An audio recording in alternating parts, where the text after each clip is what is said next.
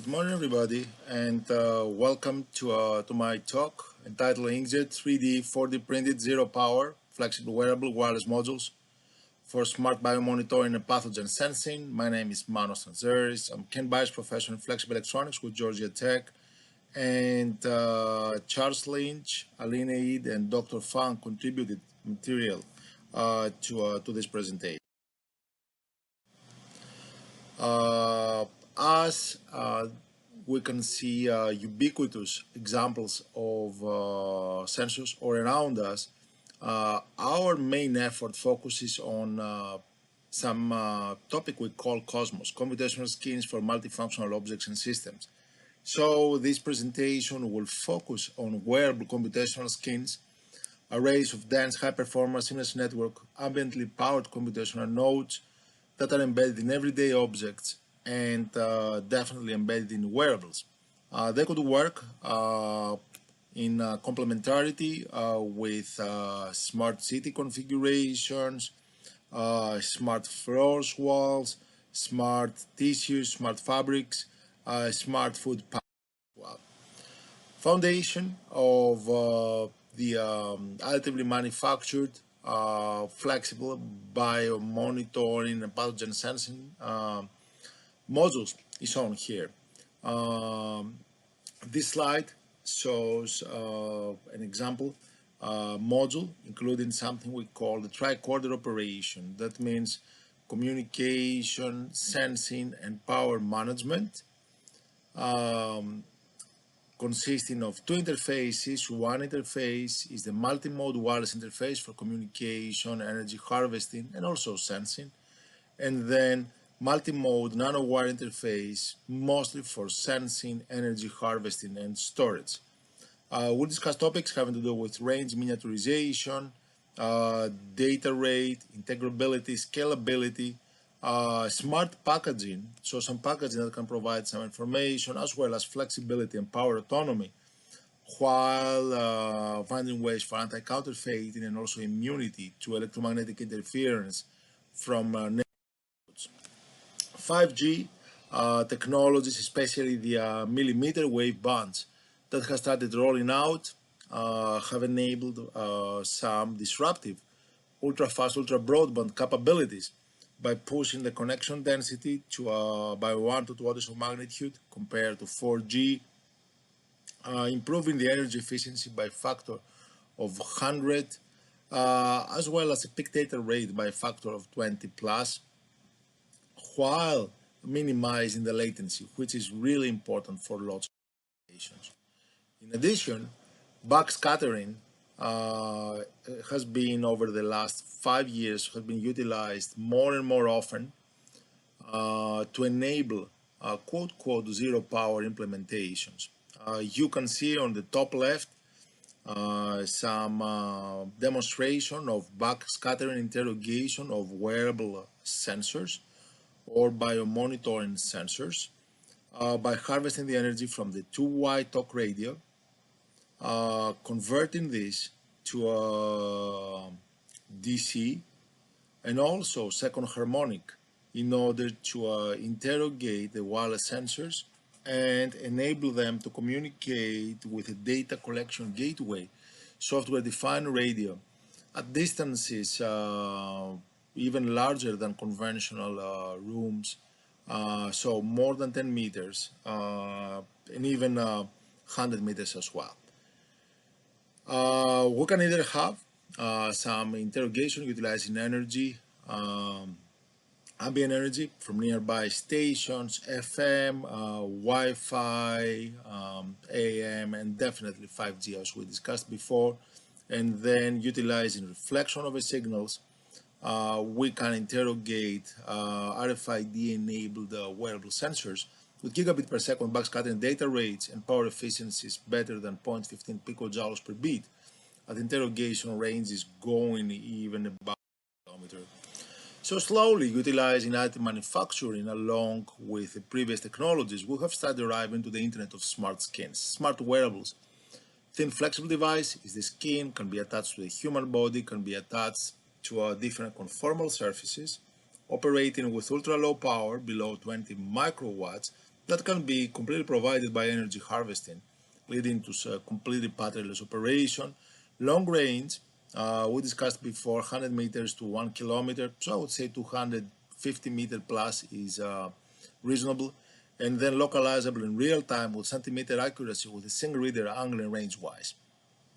These devices, metal mount and compatible and enhanced by 5G plus or 6G wireless powering. You can see an example at the bottom right of fully printed wearable sensor, oscillator with power provided by solar cell and also connected to a reflector array on the right hand side that has been fully printed, and that can enable the communication with. Additive manufacturing technologies have played a very significant role in realizing a massively scalable, low-cost wearable and biosensors. In this presentation, I will focus mostly on a combination of inkjet and 3D printing, although there are lots of techniques nowadays utilized in additive manufacturing. In the middle, you can see a typical configuration of a fully additive manufactured wireless sensing module, including ICs with different thicknesses, including passive components that are fully printable, including ramp interconnects for signal lines, as well as smart encapsulation and thermal vias as well. We can also see some substrate integrated waveguide, fully additive manufactured, liquid sensing configuration, as well as fully flexible and fully twistable implementations that can be shown on the right. Utilizing 3D printing, we can come up with porous sensors with controlled porosity, as it's shown again on the right, as well as in configuration in very different materials. Materials having to do from plastics, paper, to flexible glass. So looking at a snapshot of the evolution of the technologies over the last 20 years, starting with the 2D printed wire boards, then moving to the first demonstration of 3D with low temperature copper ceramic, end of the 90s, first flexible circuits in the early 2000s, and now literally we can realize them in PET, Kapton, paper, fabric, and glass, integrating routinely nano, thermal, MEMS, and 3D. Just to show the capabilities of integration nowadays that have made possible the fully printable autonomous wireless sensor modules, you can see here the first fully printed autonomous wireless module operating at 5G millimeter wave frequencies, 28 gigahertz. Steps are quite straightforward. First, we 3D print substrate with the cavities via holes, inkjet print SUA to planarize, inkjet print the conductive traces, and you fill the via. Flip chip the IC or print the sensors, fill the top of the cavity, as well as functionalize the sensing surface, and then inkjet print SUA to planarize, and then the antenna. Fully printed, fully integrated, and that's the reference.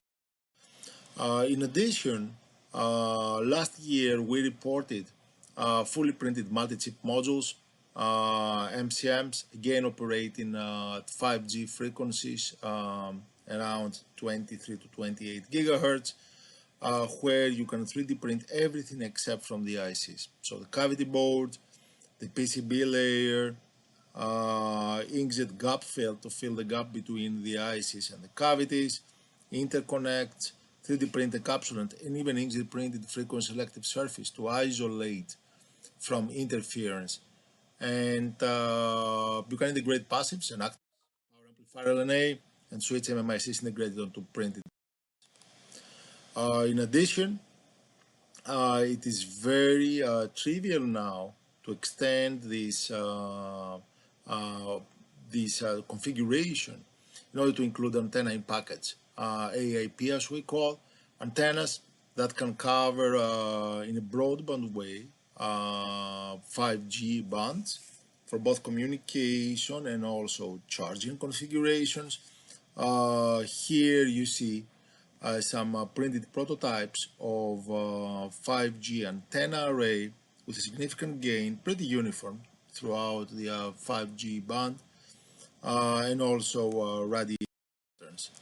Artificial intelligence has been one of the key enablers trying to optimize the wireless sensing modules and also optimize even the sensing configuration, combining typically some combination of decision trees, widely used method based on the form of a tree structure suitable for non-parametric model with no assumptions to start, and then KNN, K nearest neighbor, for simple instance-based learning for prospective statistical classification whenever you want to find designs.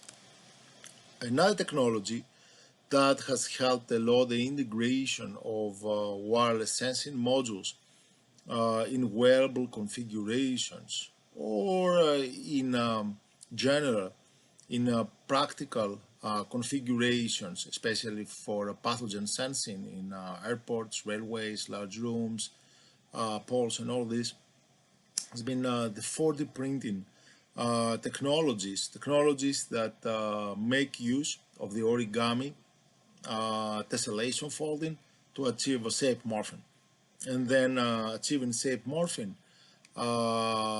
you can reconfigure frequency, polarization, miniaturize the size, as you can see in this compressible structure shown here, and then integrate it with fabric-based or clothing platforms.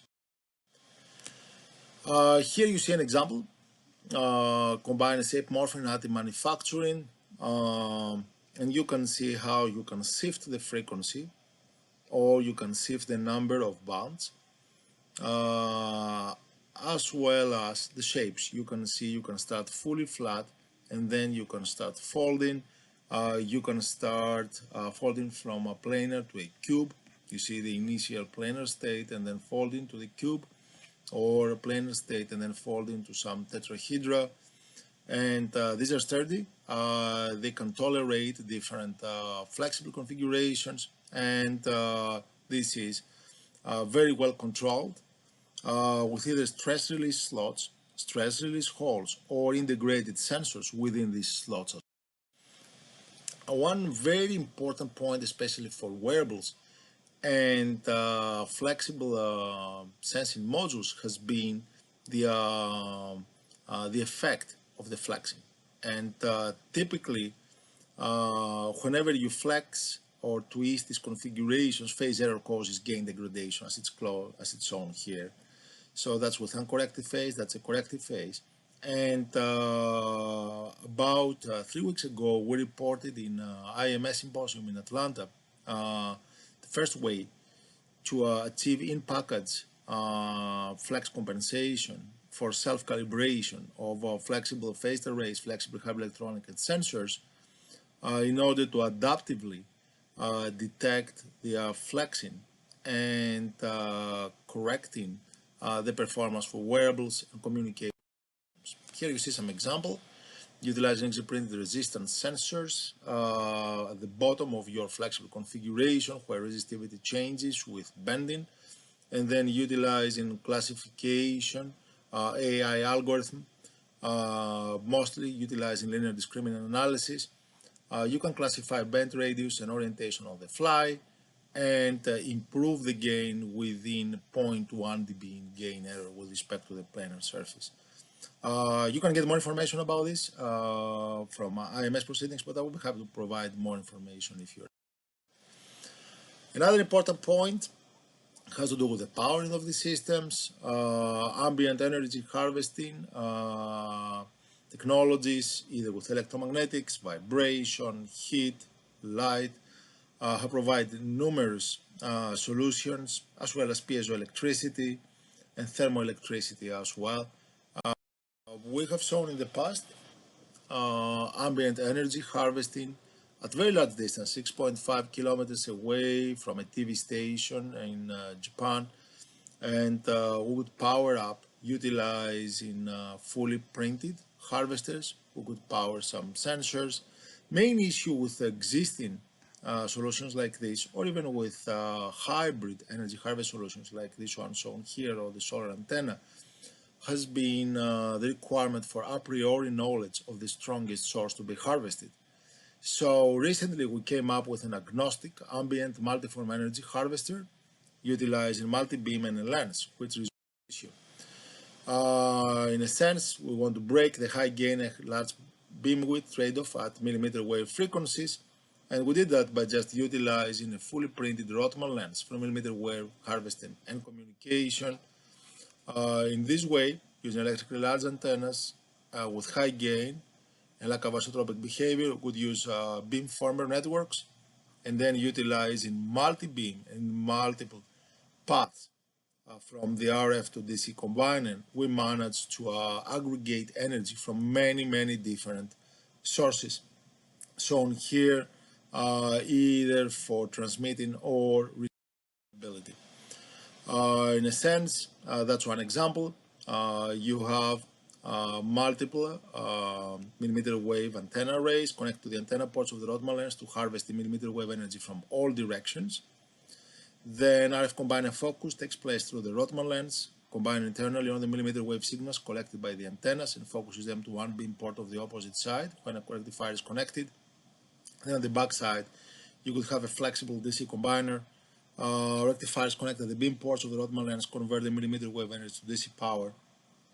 That's very powerful. That can charge sensors at a distance of 180 meters from a 5G base station, which is a typical cell size for 5G millimeter wave. And examples are shown in a recently published paper in Scientific Reports entitled 5G as a wireless. So comparing to existing harvesters, you can see now the power with a printed lens can harvest about 20 times more harvested power effectively, enabling the charging of most wearable or mountable wireless IoT sensors at any practical distance from a 5G base station with output voltages in excess of 0.2. So about factor 20 shown here. And that has enabled zero power 3D Inkjet-Printed wireless sensors. You can see here a 3D printed microfluidic blood sensing sensor, which relies on multiple resonators, and then based on the shift of the resonating frequency, you can detect the presence of multiple contaminants here. In a sense, the idea is charging with ambient energy sources, the autonomous wearable biosensor or pathogen sensor, then do the sensing, convert to some power efficient configuration, and then communicate using RF to some reader, combining either permittivity or resistivity change. As it's, and here is one example of a flex sensor. Blood or liquid or solution sensing can perform with full inkjet for 3D, 4D printed microfluidics based devices. Similar here, you can see 3D configurations that allows for the easy mixing or easy split to process different fractions or contaminants. Another example is the smart test strips through Inkjet-Printed microfluidics with a printed liquid inlet, combining chemical sensors with paper microfluidics, analytical sensors with standalone microfluidics, antenna and RFID chip to do biosensing. This can work in the form of arrays, so you can have many of them, and here you see a cross-section for the combination for standalone microfluidics and paper fluidics as well. And whenever they are integrated with reflector arrays, they can be interrogated at very large distances. Typically, 10 to 15 meters is okay, but even outdoors, you can have at least 250 or 1,000 meter range if you want to monitor pathogens in some larger area, utilizing, for example, this Fang array. These are flexible, these are twisted, as it's shown here, and 3D printing has helped tremendously enabling this rugged configuration. Variety of sensors have been realized: electronic nose, real-time multi-agent selective chipless sensing utilizing multiple printed multi-finger configurations with functionalized sensing material different, CNTP, ABS, CNT-HFA, resistive, and pedo-PSS. And we can do simultaneous detection of organophosphate, ammonia, humidity, and temperature down to 50 ppb at 50 meter plus range in seconds. And that's a very simple implementation that enables a sensor array, minimizing false positives and chemical interference as well, switching between multiple sensors to create a modulation spectrum for different. Here is a sensor for ammonia. Due to the change of real and imaginary part, combination of the antenna, you can have a frequency shift and also a reflected power, providing 2 degrees of detecting. CNT-based gas sensors shown here. We can monitor nerve agents utilizing again interdigitated, Inkjet-Printed graphene-based DMMP sensors with surface functionalization. We could differentiate between nerve and blister agents. Here's magnification of single-wire nanotubes, SLE, and you can see the difference between a blister agent simulant, 50 ppb, and a nerve agent simulant, 70 ppb DMMP, different slope, very quick detection in minutes at very large distances. More or less, we utilize in all of these configurations chemoselective compounds we can deposit in between the fingers, enabling multiple selection. One advantage of inkjet printing is we can control porosity for enhanced sensitivity. You see the difference between dense silver electrodes and porous gold electrodes. 50% sensitivity, improving 5 to 10 times the sensitivity of our sensors, while providing energy from ambient devices. Here's a handheld two-way talk radio, as we said, operating 464, providing the DC and the 928 megahertz antenna. DC powers up the interrogator and then provides the interrogation energy for 928 megahertz RFID to collect everything out. Here you see topology of an Inkjet-Printed COVID-19 antibody sensor with 3 working electrodes. With 3 electrodes, we can deposit COVID-19 antigens on the working electrodes, and then this one aims in attracting COVID-19 antibody, detection target, and secondary antibody with energy as well. Perform different approaches for selectivity and sensitivity enhancement. Here there are some examples for portability and accessibility utilizing Bluetooth and electronics. Measurement setup using either commercial potentiostat or home developed highly portable interrogator. You can see using chronoamperometry that very effective detection of 10 nanogram per milliliter of COVID-19 antibody HUG. We have managed to have it like down to much lower configurations, and even for a portable interrogator, the difference between negative control without antibody and 10 nanogram per milliliter COVID antibody HUG1 is clear. Additive manufacturing enables excellent scalability of bio and pathogen sensors because the processes can be readily automated and mass produced at low cost with excellent scalability. Electrodes can be prepared by inkjet printing. Reference electrode functionalization can be performed in an automated way, and then microfluidic channel fabrication can be easily realized with 3D printed in configurations, non-linear without slopes. These sensors can be easily customized for detection of different antibodies, dengue, influenza, SARS, HIV, hepatitis A, B, tuberculosis. So by immobilizing antibody on the working electrode, you can have different sensors to detect protein antigens or virus particles of different infection diseases, while by immobilizing antigen on the working electrode of the sensors, you can have different sensors to detect different antibodies of various infection diseases, bringing significant advantages over traditional approaches. Here you can see an example says told you 1 picogram per milliliter and can be improved a lot. With this, I would like to close, stressing the fact that additive manufacturing can bring a new generation of ultra-sensitive, highly scalable bio and pathogen sensors as well. Thank you very much.